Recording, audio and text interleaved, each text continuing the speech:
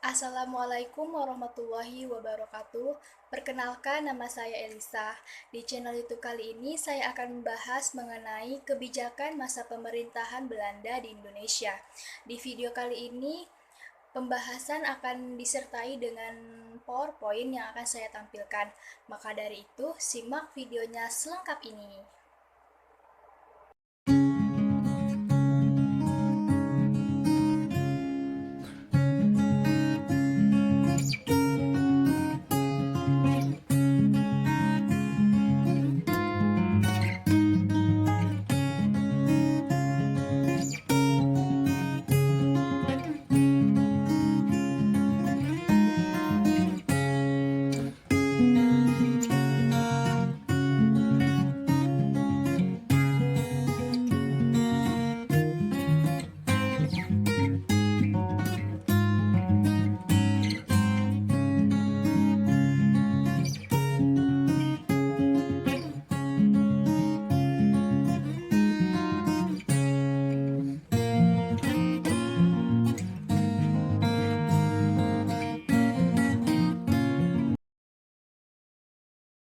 Baiklah, untuk yang pertama saya akan menjelaskan mengenai kebijakan sistem ekonomi yang terdiri dari kebijakan sistem tanam paksa atau kultur sel, kemudian sistem ekonomi liberal, dan sistem kerja lobby. Nah, untuk sistem tanam paksa atau kultur sel ini, yaitu peraturan yang dikeluarkan oleh Gubernur Jenderal Johannes van den Bosch pada tahun 1830 yang mewajibkan setiap desa menyisihkan sebagian tanahnya, yaitu sebesar 20%. Nah, hal ini untuk ditanami tanaman-tanaman ekspor seperti tanaman tebu, kopi, teh, dan tarum atau nila. Sistem tanam paksa ini mempunyai dua tujuan. Yang pertama, kultursel ini untuk memperoleh uang sebanyak-banyaknya dari penjualan hasil bumi yang laku di Eropa. Kemudian, kultursel ini mendorong orang-orang pribumi untuk lebih banyak mendapatkan uang dengan menanam lebih banyak tanaman ekspor. Nah, hal ini juga karena orang-orang Belanda itu percaya jika orang-orang pribumi dipaksa, maka orang-orang pribumi itu akan mencari jalan keluar dari kemiskinannya. Baiklah, yang kedua adalah sistem ekonomi liberal pada periode 1800 sampai 1900. Pada masa ini disebut juga dengan masa liberalisme. Pada periode tersebut, untuk pertama kalinya dalam sejarah kolonial Indonesia, kaum pengusaha dan modal swasta memberikan peluang sepenuhnya menanamkan modalnya dalam berbagai usaha kegiatan di Indonesia, terutama industri-industri perkebunan besar yang ada di Jawa maupun berada di luar Jawa. Selama masa periode ini, modal usaha Belanda dan negara-negara di Eropa lainnya mendirikan perkebunan-perkebunan seperti perkebunan kopi, teh, gula, dan Cina, yang terbesarnya itu yang berada di Delhi, Sumatera Utara. Pembukaan perkebunan ini dimungkinkan dengan adanya dikeluarkan Undang-Undang Agraria pada tahun 1870.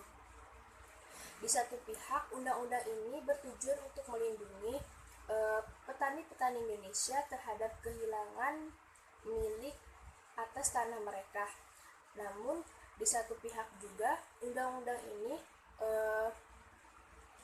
ini membuka peluang bagi orang-orang asing untuk menyewa tanah yang ada di Indonesia untuk kepentingan perkebunan.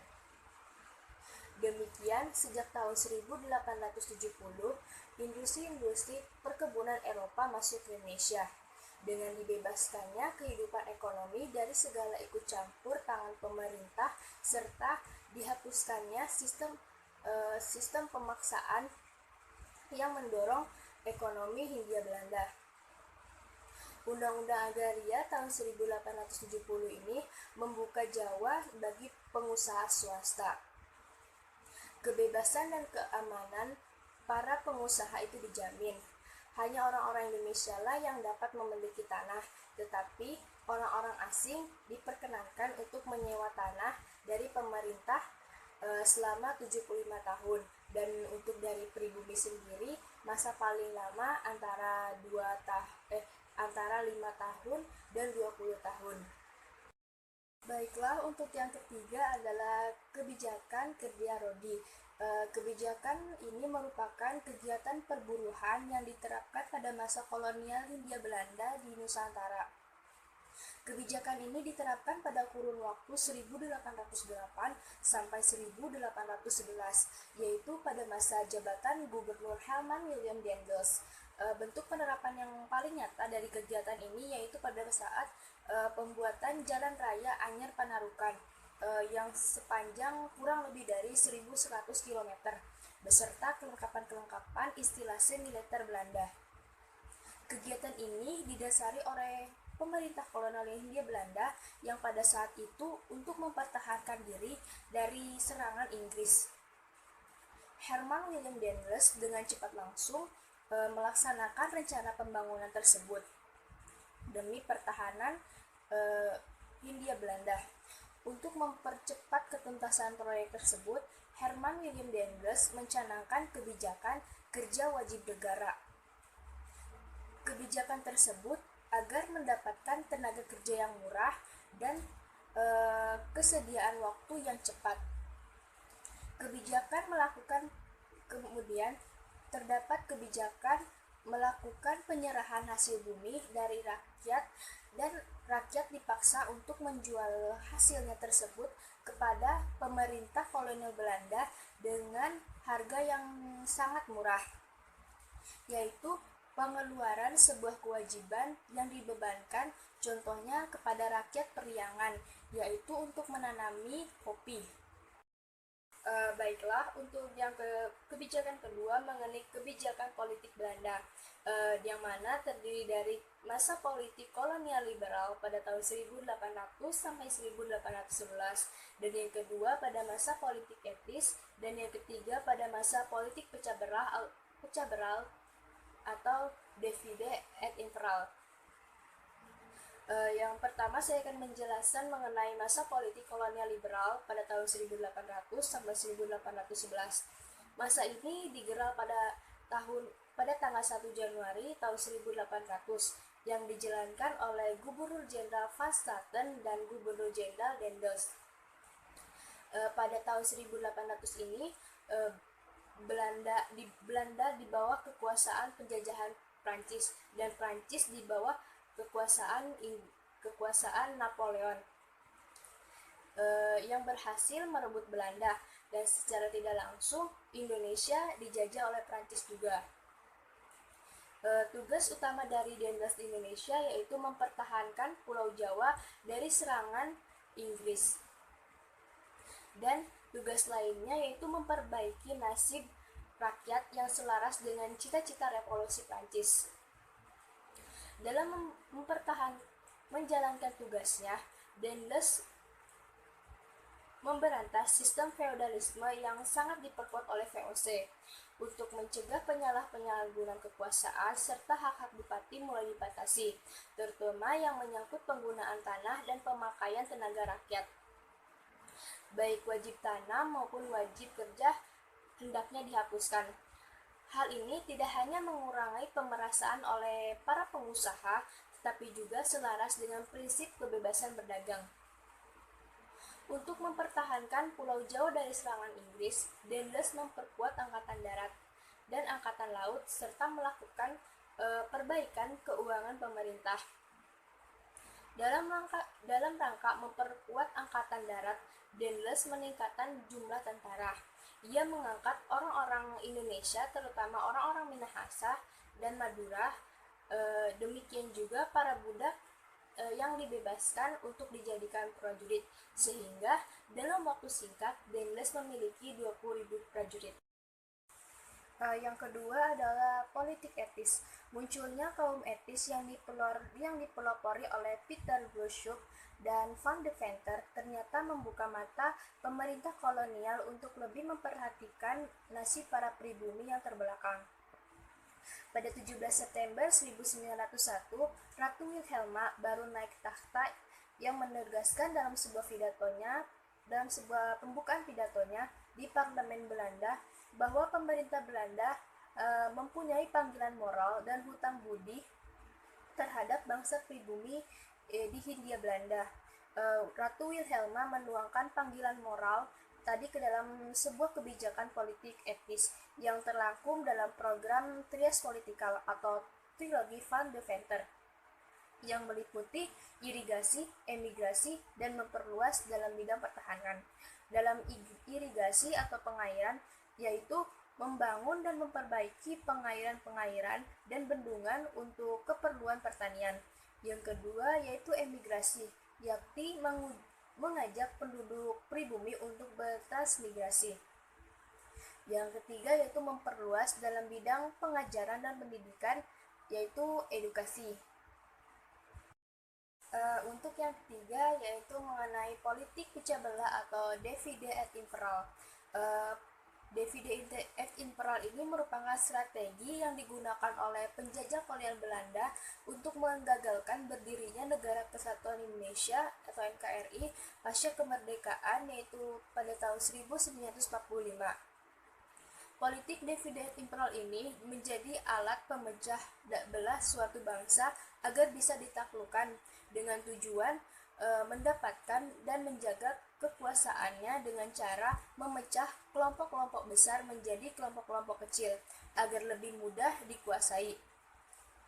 Nah, pada tahun 1947 sampai 1448, Belanda membentuk negara boneka dengan menjanjikan kemerdekaan terhadap beberapa negara boneka tersebut. Di antaranya Indonesia Timur, yakni sekarang Papua, negara Sumatera Timur, negara Madura, negara Pasundan, negara Sumatera Selatan, dan negara Jawa Timur. Kemudian, saya akan menjelaskan mengenai perubahan sosial dan budaya Indonesia. Yang pertama mengenai perubahan dalam bidang sosial, yakni pembentukan status sosial yang tertinggi, yakni orang Eropa, lalu Asia, orang Timur, dan terakhir orang pribumi. Kemudian terjadinya penindasan dan pemerasan secara kejam. Tradisi yang dimiliki oleh bangsa Indonesia seperti upacara dan tata cara adat yang berlaku di lingkungan istana menjadi sangat sederhana, bahkan cenderung dihilangkan. Hal tersebut karena digantikan oleh tradisi-tradisi pemerintah Hindia Belanda. Kemudian daerah Indonesia yang terisolasi di laut sehingga kehidupan berkembang ke pedalaman. Kemunduran perdagangan di laut secara tidak langsung menimbulkan budaya feodalisme di pedalaman. Dengan feodalisme ini, rakyat pribumi dipaksa untuk tunduk dan patuh pada tuan tanah barat atau timur asing, sehingga kehidupan penduduk Indonesia mengalami kemerosotan. Baiklah, untuk yang kedua adalah mengenai perubahan dalam bidang budaya. Yang pertama, tindakan pemerintah Belanda untuk menghapus kedudukan menurut adat dan penguasa pribumi dan menjadikan mereka sebagai pegawai pemerintahan. Hal ini sangat menurunkan wibawa tradisional penguasa pribumi. Yang kedua yakni upacara dan tata cara adat yang berlaku di istana kerajaan juga disederhanakan. Dengan demikian, ikatan tradisi dalam kehidupan pribumi menjadi lemah. Yang ketiga, dengan merosotnya peranan politik para elit politik, baik raja maupun bangsawan, yang mengalihkan perhatiannya ke dalam bidang seni budaya. Contohnya, Mangkunegara keempat yang menyusun kitab Wedatama. Yang keempat, budaya barat yang berkembang secara meluas. Bahkan budaya ini sangat merusak sendi-sendi kehidupan budaya tradisional yang dimiliki oleh bangsa Indonesia itu sendiri. Contohnya, kebiasaan minum minuman keras oleh bangsa Belanda yang dilakukan oleh golongan bangsawan. Hal ini sangat tidak mencerminkan kepada bangsa Indonesia.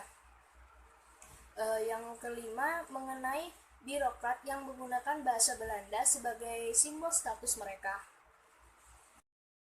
Baiklah, itu dia pembahasan mengenai kebijakan masa pemerintah Hindia Belanda yang terdiri dari kebijakan ekonomi, politik, dan perubahan sosial budaya yang ditimbulkan dari kebijakan Hindia Belanda tersebut. Maka dari itu, sekian mengenai pembahasan kali ini. Mohon maaf apabila ada kesalahan. Wabillahi taufiq wal hidayah. Wassalamualaikum warahmatullahi wabarakatuh.